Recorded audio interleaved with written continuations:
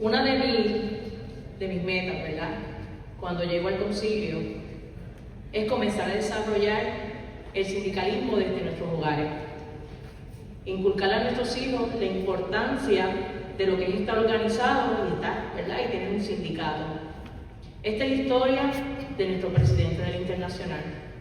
Él vivió el vivo ejemplo de lo que es tener una familia que nace en el sindicato. Su primer ejemplo como sindicato fue su padre, y eso inculcó en él esa fuerza, esa voluntad y esa valentía para fortalecer y estar siempre organizado. Llegar a un lugar y decir, yo soy parte del sindicato, no. Es llegar a un lugar y decir, yo soy miembro activo de un sindicato. Así creció nuestro presidente del Internacional, con el ejemplo de su padre. Y es el mismo ejemplo que yo le pido a cada uno de ustedes en sus hogares, que le lleven ese mismo mensaje a sus hijos, a sus sobrinos, hasta los amigos de sus hijos, que el sindicalismo es la mejor herramienta que tenemos los trabajadores para proteger nuestros derechos y que el patrono nos respete. Así que vamos a dar un fuerte aplauso a nuestro presidente del Internacional.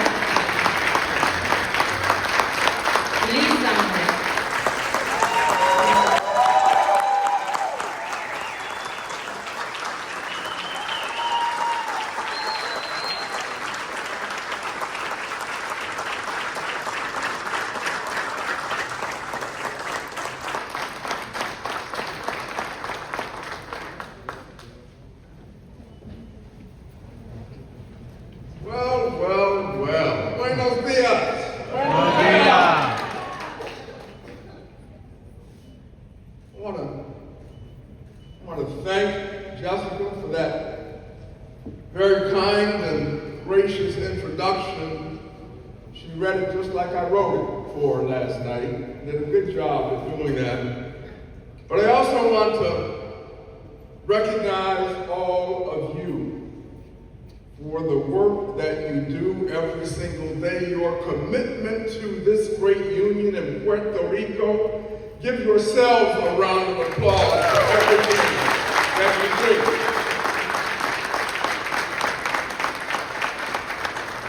I want to give a shout out to Executive Director Francis Catala. Give her a round of applause for everything she does. We have a special group of people that are in this room this morning, people who have meant so much to SPU and to AFSCME in growing this union in Puerto Rico, but supporting our members and workers all over the country. You know who these folks are, sitting at this table, right over here. You've got Eli Ortiz, Braulio Torres, and Jose Ramirez are here, supporting the work and supporting our members across the country. And I want to say something special about a true trade unionist, but also a very, very good friend. You want to translate? Not working. Okay. Tell them what I just said. Okay, so, gracias y que les diga entonces lo que estaba diciendo. What was your last? I want to go into what they know. Okay. Were you Okay. listening? Okay. What are we doing? You stand up there anyway. Okay? Is it working now? You want me to start over again? No, kidding. I want to say something special about someone who is a true trade unionist, but also is a very, very good friend. A very good friend. And that's Jose La Luz. Jose.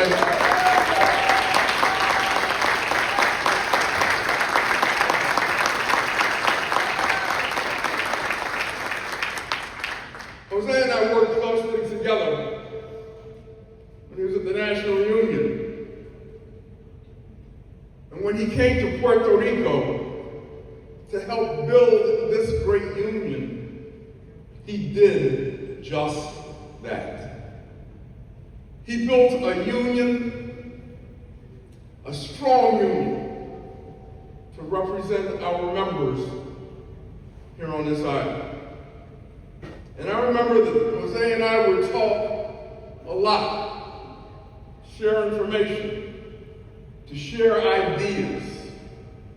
I will say this: Jose is the real deal, and you should give him a round of applause for what he has done for this group.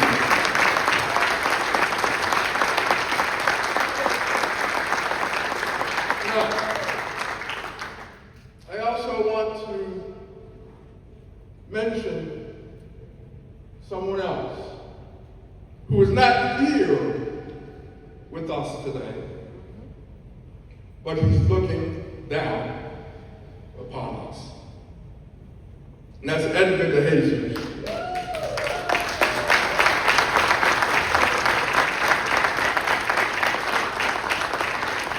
Edgar passed away almost a year ago. And I remember talking with him a couple of days before he passed. And what moved me so much was, even though that he knew what was happening with him, and he wouldn't be around too much longer, his energy and his passion for SPU and for AFSCME and fighting for working families all over the country was still there in his soul.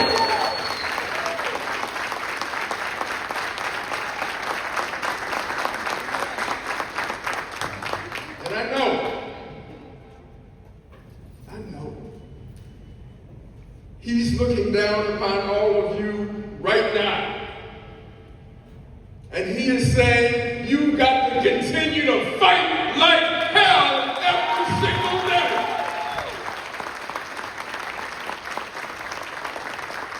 Fight for our members. Fight for Puerto Rico. Fight for our country. Fight for what we believe in. Make your voices heard. Stand up and make your voices heard. We can't be shy.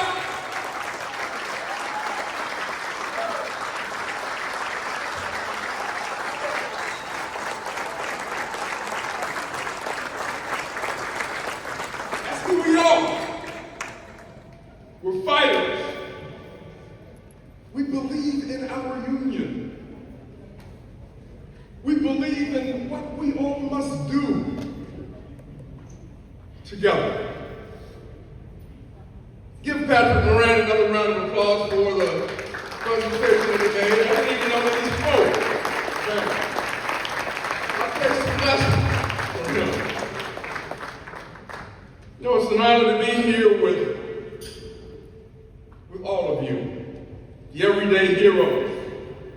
The everyday heroes who make Puerto Rico happen. And congratulations on your 30-year anniversary. Give yourselves a round of applause.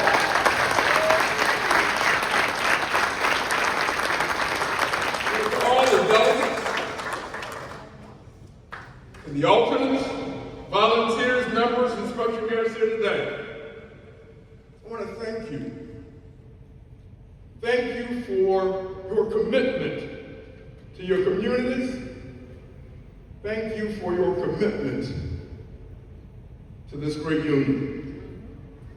Now, Puerto Rico has endured more than its fair share of hardship in recent years.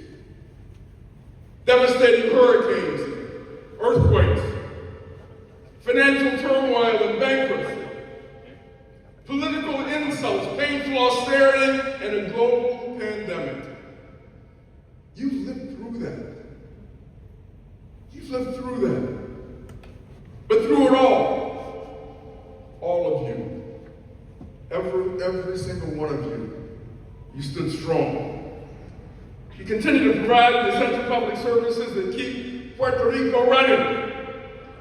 You embodied that that never quit spirit shared by all 1.4 million of the greatest union on the face of the earth, and that is AFSCME. That is AFSCME. But you did more. You did more than just get by, just endure. You built a strong and thriving union, and together, all of you have soared to new heights. You made the tough but wise decision to standardize dues and invest in your union. You upgraded technology, you trained more activists, and you fully embraced our AFSCME Strong Union Building Program, as we have embraced it in every state where AFSCME members reside. Let me ask you a question. Are there any volunteer member organizers in the House? Raise your hand. Volunteer member organizers. Is that up on the screen? Okay. I want to say thank you. Thank you for your dedication and your commitment. You know, volunteer member organizers have signed up 540 members over the last year right here in Puerto Rico. Give them a round of applause for helping to grow this great union.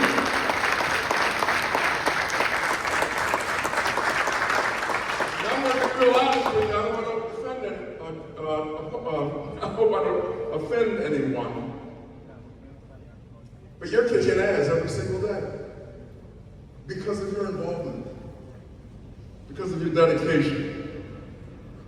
Together you have grown your membership by more than 20% since 2021. All of you have done that. And today, 83% of the workers you represent are SPU members. That's one of the highest percentages across the country. 83%. 83%. But to continue to grow, we've got to continue to pursue having one-on-one conversations with our members, but also those non-members, and have them flip to become members. SPU fights for them at the bargaining table. They should be active members of our union, fighting with us, standing with us, and confronting the boss and those who really don't want you around. There's some that feel that way. We've got to encourage every SPU member to take an active role in growing the membership and building our power in Puerto Rico. Because that power that we build,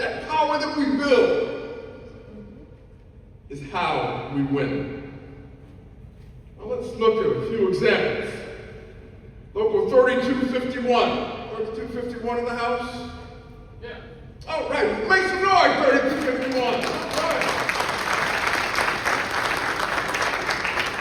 Vocational Rehabilitation Counselors recently won salary increases of nearly $1,200 a month. Nurses secured retroactive raises of $200 a month. That's what I call the union difference. That is SPU in action. That's all of you in action. We can do this. Together. Think back to the agreement that struck with La Junta. The only union with a seat at that table. That's how you protected your health care coverage. That's how you won historic bonuses for SPU members. That's how you stopped the bankruptcy from wiping away retirement accounts. You did that.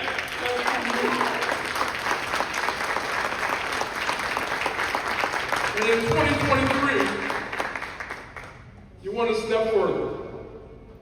You used hard-won discretionary funds to offer and I've never heard this happen in any place across the country. You use hard-won discretionary funds to offer a $500 bonus to every SPU member who filled out a form. And you didn't just hand out checks, you turned it into an organizing tool. You organized those folks and brought them into the SPU family. As a result, nearly every member completed that form, and hundreds of workers joined the ranks of SPU. These are all living examples of the SPU difference, the union difference. When you deliver for your members, you send a powerful message to all workers. And that message is simply this: life is better in a union. Life is better in a union. And I also want to acknowledge and point out the fact that you are so supportive of the work that the National Union is responsible for. You engage in our programs. You send volunteers to Colorado to help organize Denver City workers. And I look forward to saying, Bienvenido, when we are in Chicago next year at our National Youth Union Convention. You will be in the house. You will have a front row seat to what we do every single day. Whether it's through our VMO program, campaign and bargaining support, or financial and leadership training, your international union walks with you, and we stand with you, and we support you every single day. But I would be lying to you if I were to say that everything is great, if everything is rosy. We cannot pretend that the road ahead is going to be easy. Puerto Rico's healthcare system is in crisis. Approximately 8,000 doctors have left the island in recent years. 8,000 doctors. Maternity wards and emergency rooms are closing. Some hospitals have shut down entirely in Puerto Rico. Access to healthcare is suffering, and this situation could get even worse come 2027. When the federal money, that Medicaid, those Medicaid funds secured for Puerto Rico may run out. They may be reduced, and it's going to cause hurt, and it's going to cause pain. I want you to ask yourselves a question. Can we count on this federal administration, this current federal administration, which just enacted nearly $1 trillion in cuts to Medicaid, $1 trillion in cuts, to make the bold investments needed in Puerto Rico's health system? I don't think they will. I don't think they care. I think that all they want to do is move more money to the billionaires while they are hurting working people. We cannot let that happen. We've got to stand up. We've got to make our voices heard once again. We've got to fight like hell. We've got to move into a combat mode. Can't let that happen. That's why we've got to organize and mobilize our members here in Puerto Rico and across the country every single day, demanding positive action from our federal government leaders. Now, AFSCME is also concerned about President Trump's recent purge of La Junta board members. Everybody is aware of that here. Rumor has it these firings have nothing to do with advancing justice for Puerto Rico's working families. This is about stacking the board with more Wall Street types. Those individuals who have billions and billions and billions of dollars and want more money at the expense of everything that you do. They want to bleed your beautiful island dry. That's why AFSCME has trusted Congress to demand new appointees who will put working families ahead of wealthy bondholders. And this is far from the only fight we have on our hands, family. This so-called big, beautiful bill passed this summer threatens to defund public services across our country, putting all of our members' jobs at risk, and that includes yours as well. So that's why we're going to continue to go back to basics. And we're organizing like never before.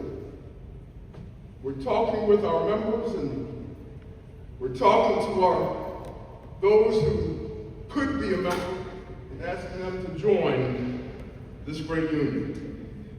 We've got to build the power we need to protect our communities from these devastating cuts.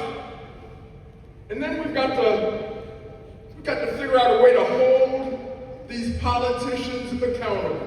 If they come after us, we go after them. It is just as simple as that. This is not rocket science. You know, I've been around this union, and Jose knows it, for 50 years plus. I started when I was 2 years old, still wearing diapers. But I know what all of us feel. I know what's in our hearts. I know what's in our soul. And I know because of you, there is an opportunity for all of us. You know, at a time when trust in institutions like government, the media, and big corporations is an all-time low, workers and our allies and friends and even our enemies understand that unions are the way to promote and to support working families. 70% of Americans believe that unions are absolutely necessary in today's environment. And here's something else that's more interesting. 86% of young people believe that. And we've got to take advantage of that feeling. And that's why your national union is continuing to organize across the country. We're organizing in state governments, we're organizing in culturals, museums and zoos, we're organizing in hospitals. Our councils are active every single day. So I want to do this. I want to challenge all of you to pour that same kind of energy into external organizing as well. That's how we become stronger. That's how we are able to fight every single day. Now, you're already active in the cultural setting. We now represent 50,000 cultural workers across the country. And I know that you're exploring organizing museums here in Puerto Rico. You have the skills and the passion to organize these workers and grow our cultural workers movement across the country. I am asking you to engage. I am asking you to support those organizing efforts. So let me close, family, by saying this. I know that all of you are fighters. Every single one of you sitting in this room are fighters. You believe in the public service. You believe in our freedom to organize. And you believe in your union and the future you're fighting for. A future where we reject the false choice that fiscal responsibility means slashing public services jobs. A future where working families, not just the big fish, share in Puerto Rico's prosperity. A future where public service workers are respected and celebrated, not demonized and denigrated. That is our future. that future. So in our fight for that future, we draw strength. And we draw inspiration from our members across the country.